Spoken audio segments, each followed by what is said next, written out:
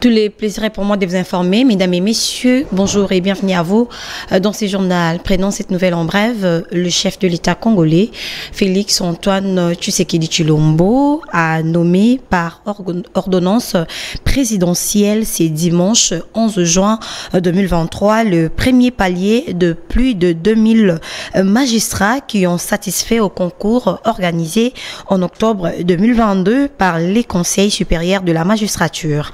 Cette série d'ordonnances lues par le porte-parole du chef de l'État, ces personnes sont nommées au grade de substitut du procureur. Sur le 26 000 candidats qui ont pris part à ces concours de recrutement, 5 000 ont été retenus au niveau de l'exécutif national, que ces magistrats entreront en fonction en 2 temps. Le premier palier de 2500 magistrats devrait commencer le travail en 2023 et les 2500 autres sont programmés pour 2024. Eh bien, nous y reviendrons avec force et détails dans nos prochaines éditions. Toujours à la présidence, le chef de l'État congolais, Félix Antoine Tshisekedi Tshilombo, a inauguré la première usine de montage de bus de marque Mercedes-Benz en République démocratique du Congo.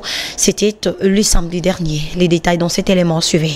Le président de la République, Félix Antoine Tshisekedi Tshilombo, a inauguré ce samedi 10 juin 2023 à Kinshasa l'usine Suprême Automobile, spécialisée dans le montage et la fabrication des carrosseries autobus de la marque Mercedes-Benz. L'implantation de cette entreprise en République démocratique du Congo est un événement historique qui intervient plus de 30 ans après le départ du géant américain de l'automobile, General Motors, et marque ainsi le retour d'une industrie automobile au Congo. C'est la matérialisation de la vision du chef de l'État qui veut faire de la RDC un État prospère à travers une industrialisation progressive. Cette usine a une capacité de production de 25 bus par mois et répond aux standards de la prestigieuse marque allemande Mercedes-Benz. Cette société a créé 500 emplois directs pour le jeune Congolais. Le président Félix Tshisekedi Tshilombo, qui s'en est réjoui, voudrait voir de plus en plus des techniciens congolais être formés pour occuper des emplois qualifiés. La création de Supreme Motor n'est qu'un pas qui vient baliser le chemin pour d'autres projets du même genre. Elle confirme que l'amélioration du climat des affaires en RDC est une réalité qui reconnaissent les investisseurs étrangers. Et puis à la primature, c'est dans le cadre de sa visite dans le Haut-Katanga, le Premier ministre congolais Jean-Michel Sama-Lukonde s'est rendu le dimanche dernier à Kasenga, territoire situé à plus de 200 km de la ville de Lubumbashi pour communier avec les compatriotes de ces coins de la République démocratique du Congo. David Nzolantima nous fait le point dans cet élément. Suivez. C'est par voie routière que le Premier ministre Jean-Michel Sama-Lukonde a résolu de se rendre à Kasenga, non seulement pour communier à mi-parcours avec les habitants de ces différents villages, menant vers le chef-lieu du territoire de Kasenga, mais aussi et surtout pour se rendre personnellement compte de l'état de la route nationale numéro 5 RN5. Les tout premiers villages où le chef du gouvernement s'est arrêté, c'est le village de Malamboué. Ici, Sama-Lukonde Kienge a eu droit à un bain de foule très impressionnant. Jeunes et vieux, tous comme un seul homme, scandant des chants et de cris de joie, ont témoigné leur affection aux dignes fils du terroir et leur frère Jean-Michel Sama-Lukonde Kienge. Après les mots de bienvenue de l'administrateur du territoire de Kasenga, le Premier ministre Jean-Michel Sama-Lukonde a dans un court message en Swahili remercié les habitants de Malamboué pour l'accueil chaleureux lui réservé avant de rendre un vibrant hommage au président de la République, chef de l'État, Félix Antoine Tshisekedi Tshilombo, qui a porté son choix sur sa personne à la tête du gouvernement des Warriors. Conscient des problèmes majeurs qui rencontrent le village Malamboué, Sama-Lukonde a lancé un message d'espoir et rassuré sur la détermination de son gouvernement à résoudre tous ces problèmes à travers des projets importants. Il s'y est dénoté qu'après le village Malamboué, le Premier ministre Sama-Lukonde et toute sa suite se sont arrêtés au village Minga.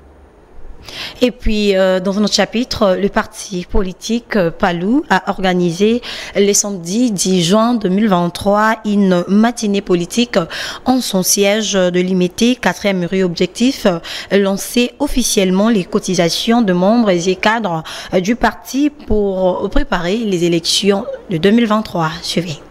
Le Palou a organisé ce samedi 10 juin 2023 à son siège situé sur la 4e rue Limeta Industrielle une matinée politique au cours de laquelle le secrétaire général, le chef du parti, a adressé un message en termes d'orientation claire sur l'ouverture du panier de cotisation spéciale des mandataires, cadres des entreprises et services publics du parti pour des démarches administratives de cadres et leurs cautions. Cette opération a eu comme objectif de renflouer la caisse du parti en cette période. Il a également rappelé que cette cérémonie a réuni plusieurs mandataires venus de toutes les provinces de la République démocratique du Congo, spécialement du Kwilu, Kwango et Kinshasa. Le message du secrétaire général chef du parti était lu par le camarade Godé Kinyoka, son DIRCAB. Dans son article 1er, il est institué une cotisation spéciale pour les élections présidentielles, législatives, provinciales et locales de 2023. Dans son article 2e, toute candidature d'un membre du parti à tout échelon est à déposer moyennant un montant fixé par la commission électorale du parti. Cette dernière en fait la comptabilité à la caisse centrale du parti ainsi qu'un rapport au secrétaire général, chef du parti. Le secrétaire général adjoint Didier Manzenga Mukanzu, ministre du Tourisme, qui a donné le temps de cotisation en tant que haut représentant du parti auprès du gouvernement. Les partis lumumbistes se préparent, les partis lumumbistes se mobilisent. Les militantes et militants, les cadres se sont engagés à soutenir tout d'abord la candidature du président de la République, Félix Antoine Tshisekedi Tshilombo, comme candidat président de la République. Ainsi, les Palou se préparent pour gagner les élections au niveau national, provincial et local. C'est dans ce cadre-là que j'ai mobilisé tous les mandataires du parti Lumumbiste qui sont venus de toutes les provinces du pays, spécialement du Grand Bandundu, pour déposer notre cotisation pour préparer les élections qui pointent à l'horizon. Le caissier du parti à son tour, le camarade André Mangala et le comptable Flavien Lubamba ont remis à chacun son reçu qui atteste chaque contribution et ce pour raison de clarté, transparence et traçabilité à propos de la gestion de finances au Palou. Notons que la chorale KwaZulu qui a animé cette cérémonie annonça déjà des grandes couleurs pour un bel avenir du Palou.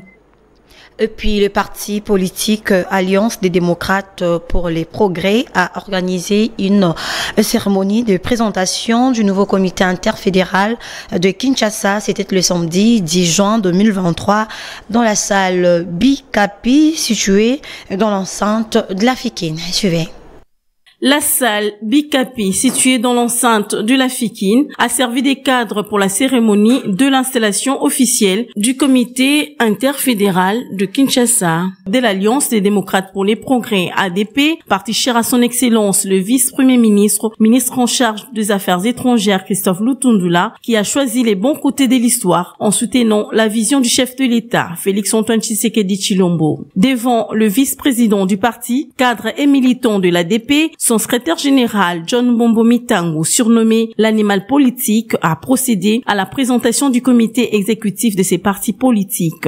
Le président interfédéral, Kimasa Oyechi Michel Akfi, il peut s'avancer.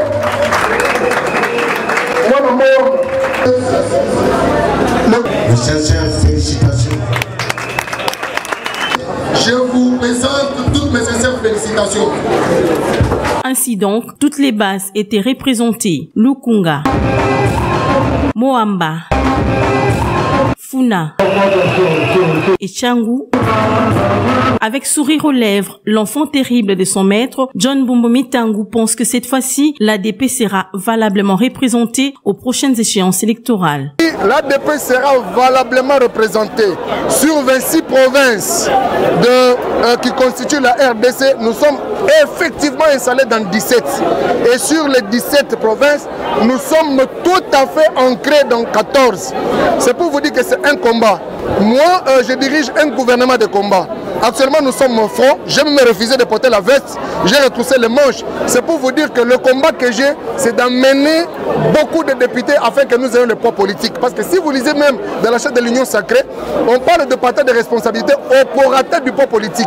Je me bats. Ce qui va faire ma force, c'est que derrière moi, que j'ai autant de députés nationaux, autant de députés provinciaux, de sénateurs, de gouverneurs, de vice-gouverneurs, et pourquoi pas de communaux, de conseillers communaux. Donc, cette fois-ci, rien ne sera comme avant. L'ADP renouvelle ainsi son soutien indéfectible au président de la République Félix-Antoine Tshisekedi Tshilombo et compte lui donner un second mandat. Une ambiance bon enfant a clôturé cette activité haute en couleur organisée à la taille de Lutundula.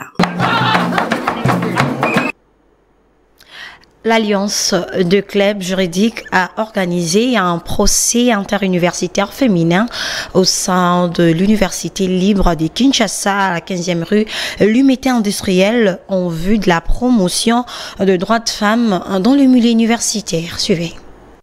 Regroupant à son sein plusieurs universités de la ville-province de Kinshasa et d'ailleurs, l'Alliance des clubs juridiques a organisé un procès interuniversitaire féminin en vue de la promotion des droits de la femme dans les milieux universitaires. Depuis des procès avec thème harcèlement sexuel et les viols commis par des professeurs jumeaux siamois. Madame le Président, notre jumeau où on appelle vieux des crises par les intimes. Satisfait d'avoir valorisé la femme, le directeur technique national de l'Alliance des clubs juridiques, Enoch Manoka, s'est exprimé en ces termes. Nous sommes ici dans le cadre de l'Alliance des clubs juridiques, qui est une association scientifico-culturelle interuniversitaire œuvrant dans le domaine du droit et qui organise bien évidemment les confrontations entre les différentes universités de la République démocratique du Congo. Alors, ce que l'on peut retenir de l'activité d'aujourd'hui, nous avons organisé un procès interuniversitaire en vue de la promotion du droit de la femme. Voilà pourquoi vous avez constaté que lors de la prestation, il n'y a eu que des femmes qui ont presté, puisque nous aimerions rehausser les niveaux de femmes dans le milieu universitaire et leur permettre de participer à l'émulation scientifique.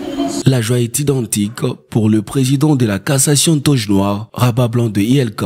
J'ai toujours dit que la science, à part la théorie, c'est la passion. La passion se cristallise dans l'action. L'action, c'est la pratique. Ici, on s'acclimate avec le métier tel que l'avocature, la magistrature. Dès lors que vous êtes à la cassation, vous avez le luxe de porter la toge étant qu'étudiant. Dès lors, ainsi, je me félicite évidemment pour la tenue de cette activité, mais aussi le prestataire. Je pense que ils font mieux et ils feront mieux. Notons que l'Alliance des clubs juridiques continuera dans ce sens pour promouvoir la femme dans le milieu universitaire. Et puis, on apprend également que la phase des rénovations du stade de Martyrs de la Pentecôte poursuit son bonhomme de chemin.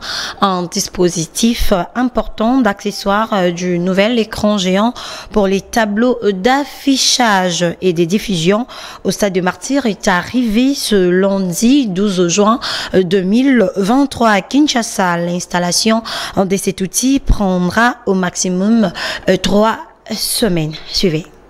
Le stade des Martyrs de la Pentecôte poursuit peu à peu sa transformation figurante. En effet, un lot important d'éléments constituant le tableau d'affichage, communément appelé marquoir, a été livré ce samedi 10 juin par l'entreprise Comsa pour la mise en exécution de ses travaux. Tout cet équipement a été réceptionné par Jonas Nalamouloumé, directeur du cabinet du ministre des Sports et Loisirs, qui, à son tour, a remis ses outils à Guilain Vimpa, l'administrateur général du stade des Martyrs de la Pentecôte. Nous sommes heureux de recevoir ce marquoir ainsi que les accessoires au nom de son Excellence, Monsieur le ministre des Sports et Loisirs de la République démocratique du Congo, François-Claude Kaboulo-Mona Kaboulo. Comme vous le savez, il lutte contre l'impréparation et l'improvisation pour de recevoir ce type de marquoir.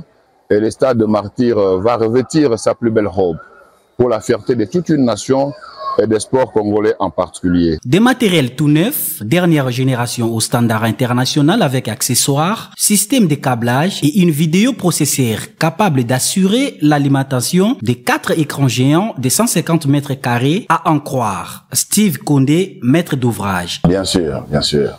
C'est une question qui revient souvent. Bien sûr. Et je crois qu'on a déjà reçu de spécialistes de la francophonie et d'autres qui sont venus voir nos matériels. Nos équipements sont certifiés CE. C'est des matériels qui sont fabriqués pour l'Europe. Et moi-même, j'en vends. J'en ai aux États-Unis, sur Times Square. On a voulu retrouver la qualité la qualité sur la dimension. Celui-là, il est de 100. Celui qu'on met, il est de 120 mètres carrés. Il n'est pas de 158 mètres carrés. Il est de 120 mètres carrés. Ouais.